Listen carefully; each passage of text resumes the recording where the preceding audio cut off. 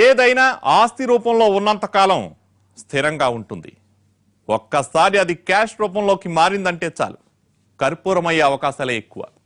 ఆస్తిగా ఉన్న పొలాన్ని అమ్మేయడంతో ఇద్దరు కొడుకులకు తలా 20 లక్షలు పంచినట్లయింది. అయితే తండ్రి దగ్గరే మనీ ఉంచిన కరుణాకర్ ఏం చేశాడు? డబ్బు తిరిగి తీసుకున్నాడా?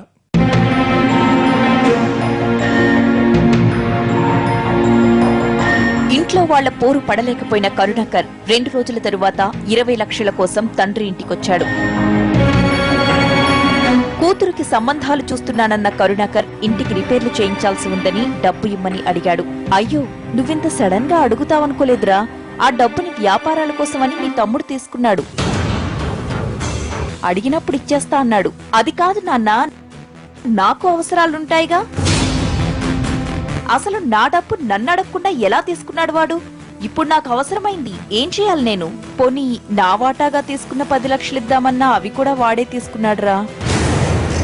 అదేంటి, మీ డబ్బులు కూడా వాడే తీసుకోవడం? ఈ వయసులో మీకంటూ డబ్బు అవసరం ఉంటుంది కదా.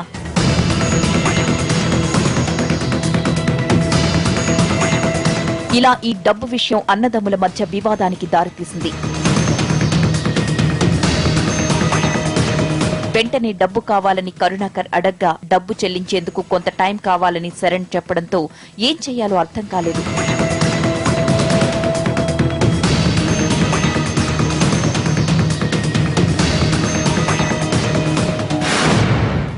డబ్బుల కోసం వెళ్లిన కరుణాకరన్ చేతిలో పైసా లేకుండా ఇంటి ముఖం పట్టాడు. కరుణాకర్ ఇంట్లో డబ్బు కోసం పెద్ద యుద్ధమే జరిగింది. భార్య గంగావతితో పాటు పిల్లలు కూడా ఆయనపై తిరగబడ్డారు.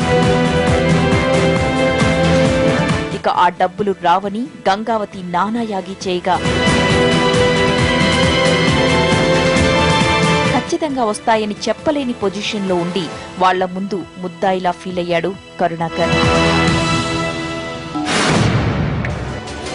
అసలే డబ్బు సమస్యల్లో ఉన్న సమయంలో మరో సునామీ ఆ ఫ్యామిలీని కుదిపేసింది.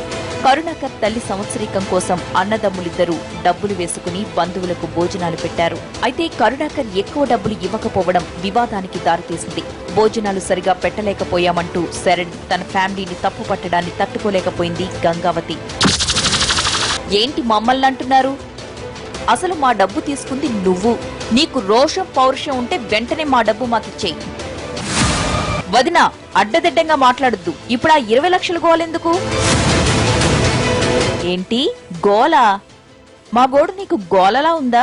అవునులే, ఏనాడైనా కష్టపడితేగా. వదినా, ఇంకొక మాట మాట్లాడినా బాగోదు చెప్తున్నా. ఏంటి చెయ్యెత్తావు? కొడతావా? కొట్టు. అయినా మీరేంటండి, మీ తమ్ముడు కొట్టడానికి వస్తుంటే అలా దిమ్మలా చూస్తారేంటి? అవునులే, ఎంతైనా మీ తమ్ముడు కదా. మేమే పరాయి వాళ్ళం అయిపోయాం. పదండ్రా వెళ్ళిపో.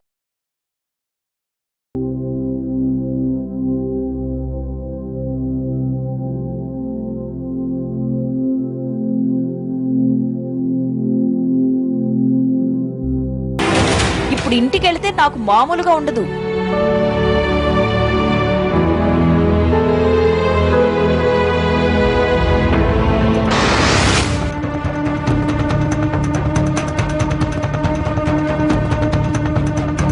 కరుణాకర్ ఊహించిందే జరిగింది. ఇంట్లో వాళ్లంతా ఒక్కటై ఆయనపై మండిపడ్డారు.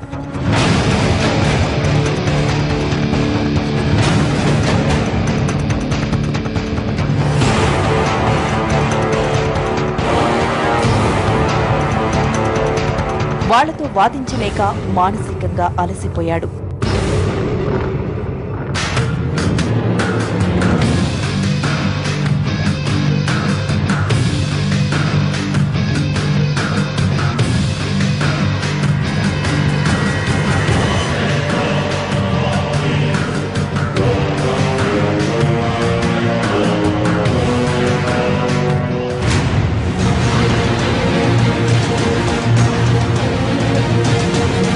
తల్లికి జరిగిన అవమానాన్ని తలుచుకుంటూ రగిలిపోయిన వివేకాన్ని మర్చిపోయాడు. బాబాయ్ శరణ్తో గొడవకు దిగాడు.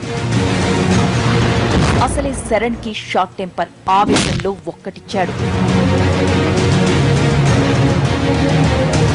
వెచ్చిపోయిన వివేక్ శరణ్ ని కొట్టేందుకు ట్రై చేశాడు. అంతే శరణ్ మరో 4 దెబ్బలేశాడు. దెబ్బలు గట్టిగా తగలడంతో నిస్సహాయుడై వివేక్ ఇంటి దారి పట్టాడు.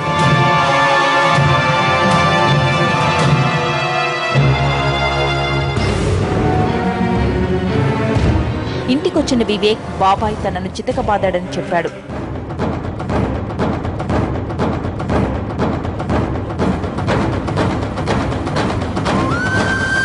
ఆ దెబ్బలు చూసి గంగావతి, అక్క పద్మావతి బాధపడ్డారు.